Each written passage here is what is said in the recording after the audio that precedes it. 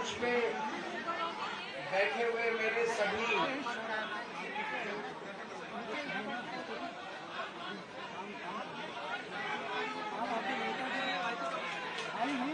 शुक्रिया। मंच पे बैठे हुए मेरे आम आदमी पार्टी के सभी साथीगण, नेतागण, आज यहाँ पे इतनी बड़ी संख्या में आए हुए सभी भाइयों बहनों और जो टीवी के माध्यम से इस वक्त देश भर में लोग देख रहे हैं, उन सभी भाइयों बहनों, माताओं, बुजुर्गों, बच्चों, आप सब लोगों को मेरा नमस्कार, सबको मेरा प्रणाम। I love you too. सबसे पहले मैं ऊपर वाले का शुक्रिया अदा करता हूं, भगवान का शुक्रिया अदा करता हूं, जिनकी हमेशा हम लोगों के ऊपर बहुत कृपा रहती है, बहुत आशीर्वाद रहता है भगवान का, भोलेनाथ का, हनुमान जी का बहुत आशीर्वाद रहता है। इसी वजह से इतनी बड़ी बड़ी मुसीबतों से निकल के हम लोग आते हैं। इतने बड़े बड़े सामने हमारे दुश्मन हैं, जिनसे लड़के हम लोग सफल होते हैं। एक छोटी सी पार्टी जिसने इस देश की राजनीति बदल के रख दी। मैं इसीलिए सबसे पहले ऊपर वाले का पूरे सम्मान के साथ शुक्रिया अदा करता हूं और आशीर्वाद चाहता हूं।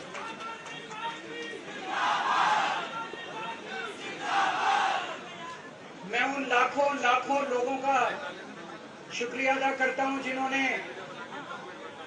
हम लोगों के लिए, जब हम लोग जेल में थे, मैं, मनीष सिसोदिया जी, संजय सिंह जी, विजय नायर जी, अभी सतेंद्र जैन जी हैं, अमानतुल्लाह खान हैं, उनको वो भी जल्दी आएंगे मैं उम्मीद करता हूं। जिन जिन लोगों ने हमारे लिए दुआएं की, मन्नतें मांगी, मंदिर मस्जिद गिरजे गुरुद्वारे गए, उन सब लोगों का मैं तहे दिल से शुक्रिया अदा करता हूं।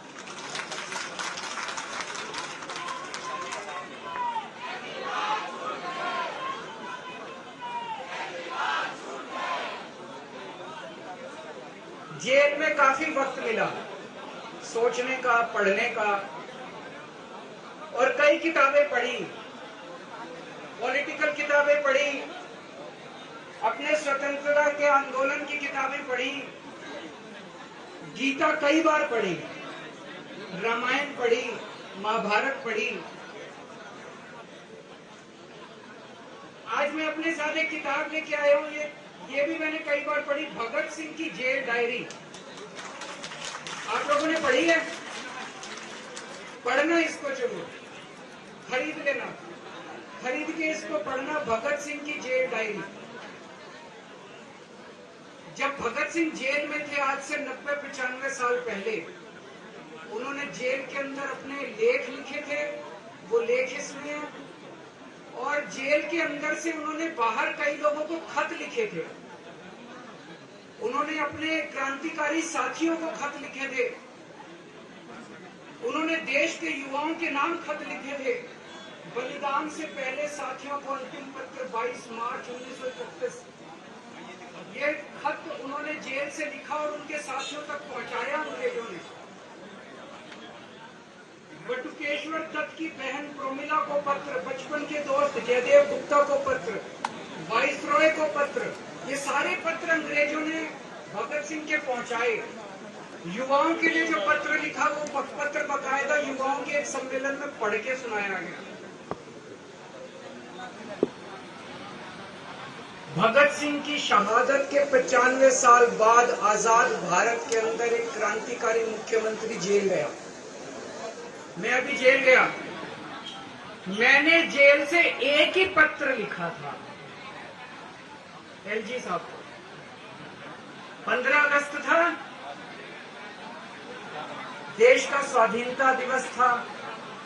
देश के आजादी के दिवस के ऊपर दिल्ली का मुख्यमंत्री दिल्ली सरकार की तरफ से झंडा फहराता है। मैंने एलजी साहब को 3 दिन पहले चिट्ठी लिखी, 15 अगस्त के 3 दिन पहले, कि एलजी साहब, मैं चूंकि जेल में हूं, मेरी जगह आतिशी जी को झंडा फहराने की इजाजत दी जाए।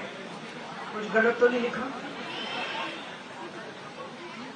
वो चिट्ठी मेरी एलजी साहब तक नहीं पहुंचाई गई, मुझे चिट्ठी वापस करी गई और मेरे को ये वार्निंग जारी की गई। ये वार्निंग भी लेके आया हूँ, जिंदगी भर साथ रखूंगा ये मेरे को वार्निंग दी गई कि दूसरी बार अगर आपने एलजी साहब को चिट्ठी लिखने की हिम्मत करी तो आपके साथ जो फैमिली मुलाकात होती है हर हफ्ते, वो फैमिली मुलाकात बंद कर दी जाएगी।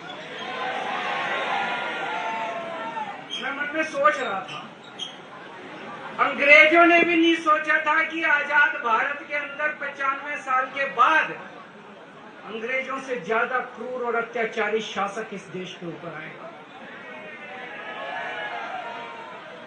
आपने सुना होगा बटुकेश्वर दत्त और भगत सिंह ने असेंबली में एक बम फेंका था, या सुना सब लोगों ने?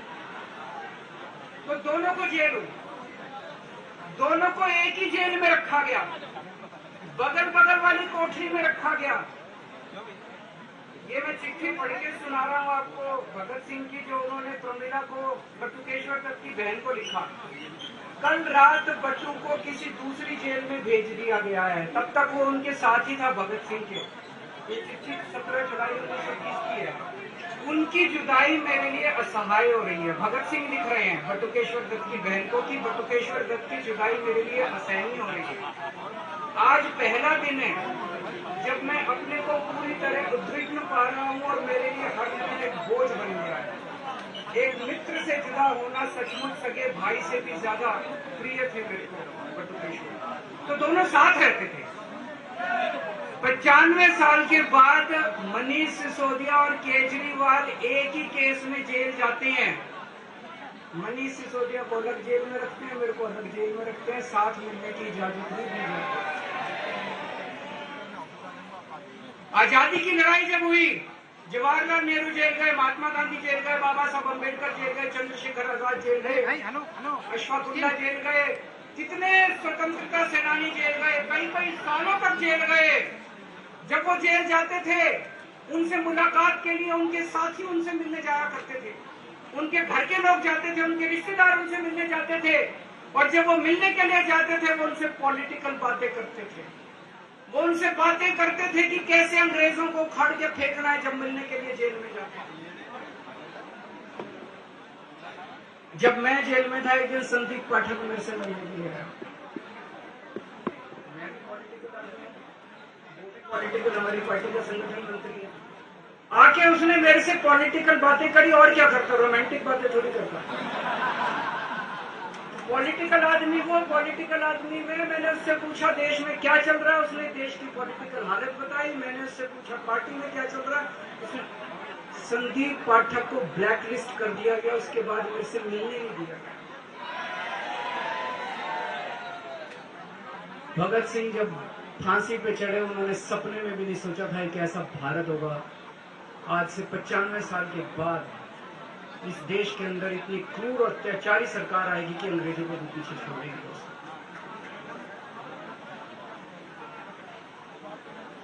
मुझे जेल क्यों भेजा इन लोगों ने?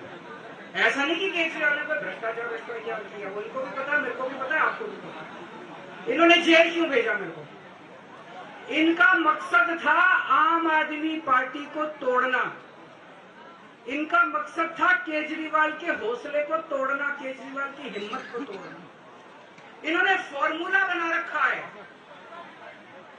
आप देख रहे हो किस तरह से एमएलए तोड़ दो, एमएलए खरीद लो, ईडी भेज के डरा दो, सीबीआई भेज के डरा दो, फर्जी केस कर दो, जेल में डाल दो, पार्टी तोड़ दो। महाराष्ट्र में कैसे उन्होंने 2-2 राष्ट्रीय पार्टियां तोड़ दी, पार्टी तोड़ दो, सरकारें गिरा दो और अपनी सरकार बना दो। इनको यह लग रहा था केजरीवाल को जेल भेज देंगे तो दिल्ली में इनकी पार्टी टूट जाएगी, दिल्ली में बीजेपी की सरकार बना लेंगे। इनको लग रहा था पंजाब की सरकार तोड़ के पंजाब में हम अपनी सरकार बना लेंगे, इनके अंदर ले तोड़ देंगे। लेकिन हमारी पार्टी नहीं, हमारे एमएलए नहीं टूटे, हमारे एमएलए तो छोड़ो, कार्यकर्ता भी नहीं टूटे। इनकी बड़ी बड़ी साजिशों के खिलाफ, बड़े बड़े षड्यंत्रों के खिलाफ केवल आम आदमी पार्टी में ताकत है जो आज उनका सामना कर रहा है। इनको लगा केजरीवाल के हौसले तोड़ देंगे।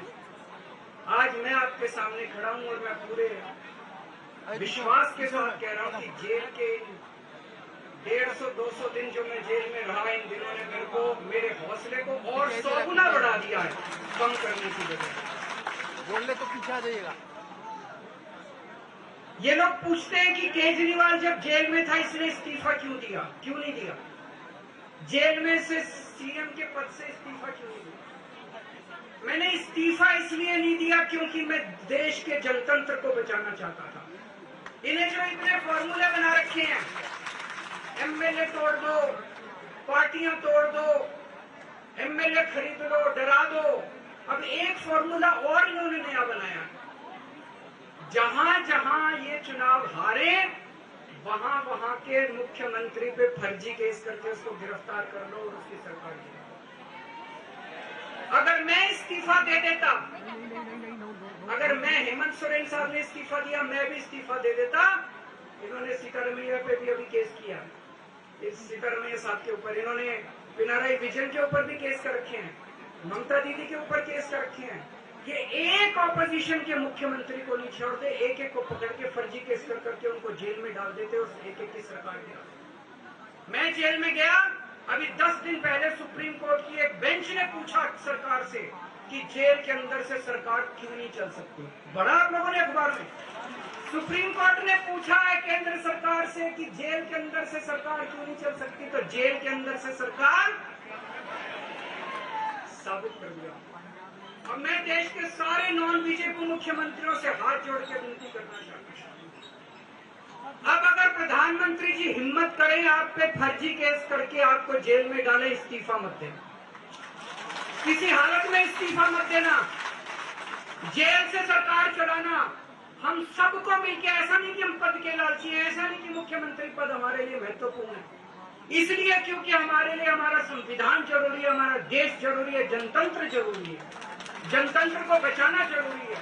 इतने भारी बहुमत से जीती हुई सरकार, एक बार 70 में से 67 सीट आई, एक बार 70 में से 62 सीट आई, और आप पकड़ के जेल में डाल दोगे, कहोगे इस्तीफा दे। मैं सारे मुख्यमंत्रियों से आज हाथ जोड़ के विनती करना चाहता हूं, इनका ये नया फॉर्मूला भी आम आदमी पार्टी ने फेल कर दिया, जो इन्होंने नया फॉर्मूला।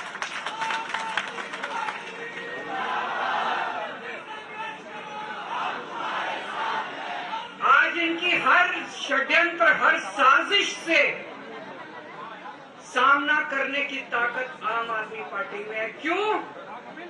क्योंकि हम ईमानदार हैं। दिल्ली में सरकारी स्कूल थे, गरीबों के बच्चे सरकारी स्कूल में पढ़ने जाया करते थे। सरकारी स्कूलों की हालत बहुत खराब थी, गरीबों के बच्चों का कोई भविष्य नहीं था। 16 लाख बच्चे दिल्ली के सरकारी स्कूलों में पढ़ते थे, टूटे फूटे टिन के स्कूल थे, डिब्बे थे, स्कूल के डिब्बे थे, कोई पढ़ाई नहीं होती थी, गरीबों के बच्चों का भविष्य खराब था। उन गरीबों के बच्चों को पिछले 10 साल के अंदर 18 लाख बच्चों को हमने सरकारी स्कूल अच्छे बना के भविष्य दिया है। हम ये कैसे कर पाए? हम ये कर पाए क्योंकि हम ईमानदार हैं। आज अगर किसी के घर में कोई बीमार हो जाए, प्राइवेट में ले जाओ, लाखों लाखों रुपए खर्च हो जाते हैं। अगर थोड़ी सी सीरियस बीमारी हो, छोटी सी बीमारी हो, 10-15 हजार रुपए कहीं नहीं गए, इन बड़े बड़े अस्पतालों में ले जाओ। दिल्ली के अंदर हर सरकारी अस्पताल को शानदार बनाया, नए नए सरकारी अस्पताल खोले, गली गली में मोहल्ला क्लिनिक खोला, लोगों की चाहे अमीर हो चाहे गरीब हो, सबका इलाज, सबकी दवाइयां, सबके टेस्ट, पूरा इलाज मुफ्त कर दिया। क्यों? क्योंकि हम ईमानदार हैं।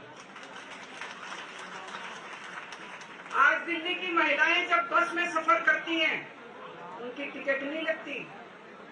बाकी देश की सरकारें घाटे में चल रही हैं, दिल्ली की सरकार ये सब सुविधा देने के बावजूद फायदे में चल रही है। क्यों? क्योंकि हम ईमानदार हैं। आज दिल्ली के अंदर इतनी सुविधा, 24 घंटे बिजली आती है आज दिल्ली में, पहले 8-8 घंटे के पावर लगते थे। हम ये कर पाए क्योंकि हम ईमानदार हैं। आज दिल्ली के लोगों को फ्री बिजली मिल रही है। कैसे? क्योंकि हम ईमानदार हैं।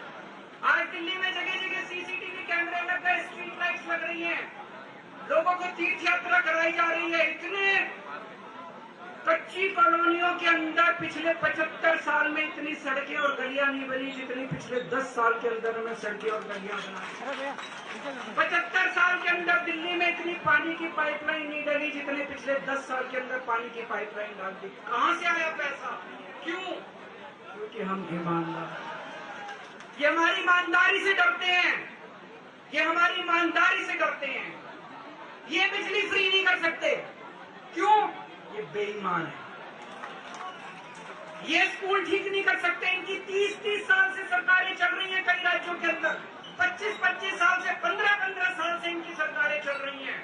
ये स्कूल ठीक नहीं कर सकते, अस्पताल ठीक नहीं कर सकते, ये फ्री इलाज नहीं दे सकते, ये बिजली फ्री नहीं कर सकते, ये 24 घंटे बिजली नहीं कर सकते। क्यों?